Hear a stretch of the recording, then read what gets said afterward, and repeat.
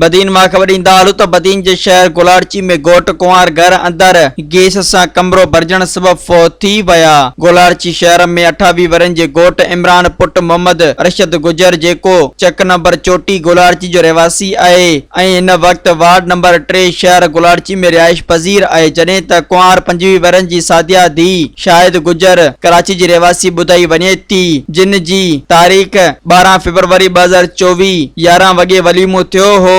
ॿई ज़ाल मुड़स मानी खाई सुता हुआ, जेके अॼु सुबुह देर ताईं न उथण सबबि संदन अज़ीज़नि माइटनि कमरे जो दरवाज़ो खड़कायो त अंदरां को बि जवाब न मिलण करे संदन माइटनि कमरे जी दरी खोले जाती पाए ॾिठो ऐं घोट इमरान खे सॾु कया, जंहिं ते जवाब न मिलण करे माइटनि खे खौफ़ थी पियो, जंहिं खां पोइ इन्हनि पंहिंजनि अज़ीज़नि खे इतला ॾिनो, जंहिं खां पोइ संदन माइटनि ॿिन्ही ज़ाल मुड़सनि खे दरवाज़ो टोड़े ॾिठो त ॿई ॼणा फौत थियल हुआ।